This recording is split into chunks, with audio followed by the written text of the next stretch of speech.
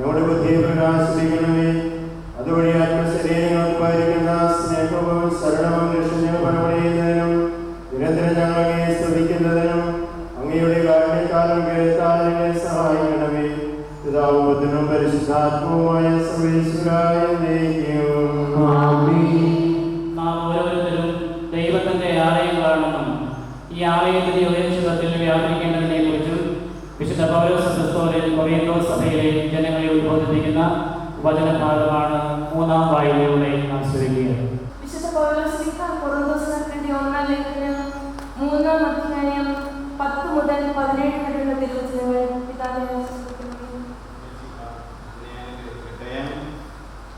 എനിക്ക് നൽകപ്പെട്ട ദൈവകൃപയെ അനുസരിച്ച് ഒരു വിദഗ്ധ ശില്പിയെ പോലെ ഞാൻ അടിസ്ഥാനമിട്ടു, മറ്റൊരുവൻ അതിന്മേൽ പണിയുകയും ചെയ്യുന്നു.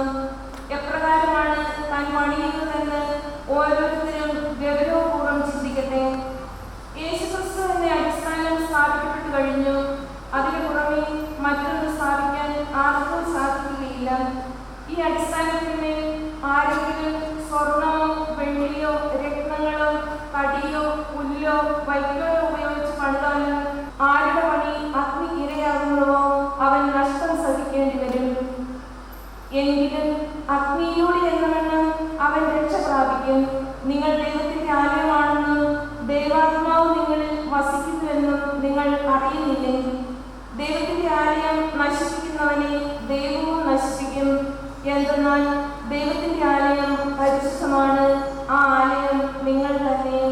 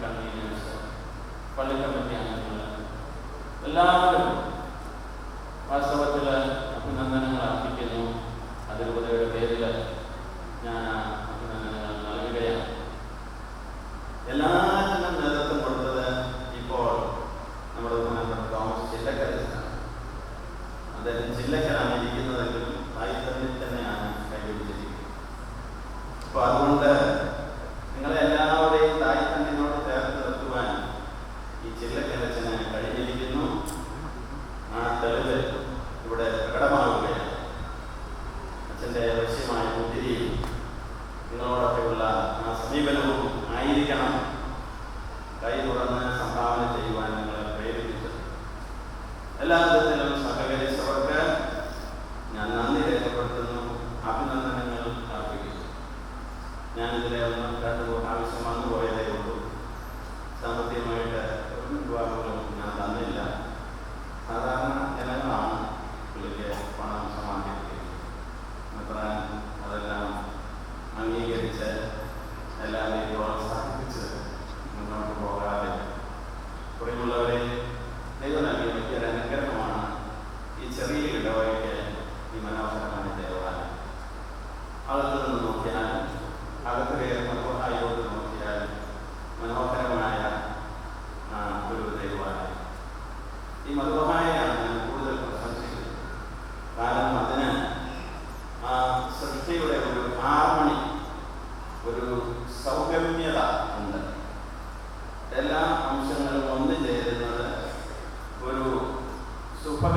നൽകുന്നതെന്ന് വരികിൽ അത് ഈ മധുബഹായിട്ടുണ്ട്. ഒരു ദൈവാലയത്തിൽ മധുബഹ വളരെ പ്രധാനപ്പെട്ടതാണ്. മധുബഹ എന്ന് ഞാൻ സൂചിപ്പിക്കുന്നത് ഈ വിശുദ്ധ സ്ഥലമാണ്. ചിലപ്പോൾ നമ്മൾ കുർബാന അർപ്പിക്കുന്ന ആൾക്കാരുടെ പേര് ഈ വിശുദ്ധ സ്ഥലത്തിന് മുഴുവൻ കൂടെ കൊടുക്കാം. അതത്ര ശരിയായ പ്രയോഗമാണ്. മധുബഹ എന്ന് പറഞ്ഞാൽ വിശുദ്ധ സ്ഥലം മുഴുവനും, അൾത്താര എന്ന് പറഞ്ഞാൽ നമ്മൾ വിശുദ്ധ കുർബാന അർപ്പിക്കുന്ന ആ പീഠവുമാണ്, അല്ലെങ്കിൽ ബലിപീഠം. അപ്പോൾ അങ്ങനെയുള്ള ഈ മധുബഹയുടെ ഭംഗി അത് നിങ്ങളെ അങ്ങോട്ട് ആകർഷിക്കുന്നതാണ്.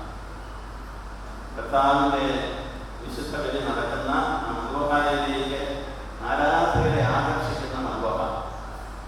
അതുകൊണ്ട് പദപ്രകാരം സംവിധാനം ചെയ്യാൻ സാധിച്ചതിൽ സംവിധായകർക്കും ദൈവത്തിന് നമുക്ക് നന്ദി പറയാം.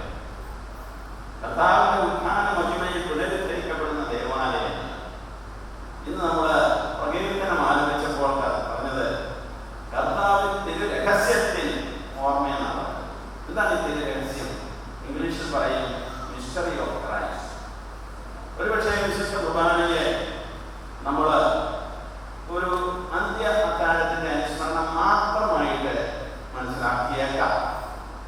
അന്ത്യ അത്താഴത്തിന് ശേഷമാണല്ലോ കർത്താവ് പറഞ്ഞത്, ഇത് നിങ്ങൾ എൻ്റെ ഓർമ്മയ്ക്കായിട്ട് ചെയ്യുമെന്ന്. അന്ത്യ അത്താഴത്തിലാണല്ലോ അപ്പോഴെടുത്ത് വാഴ്ത്തിയതും വീഞ്ഞെടുത്ത് വാഴ്ത്തിയതും തൻ്റെ തിരുശരീര രക്തങ്ങളുടെ പ്രതീകങ്ങളായിട്ട് അവയെ നമുക്ക് നൽകിയത്. ശരിയാണ്, തിരുവത്താഴത്തിന്റെ അനുസ്മരണം.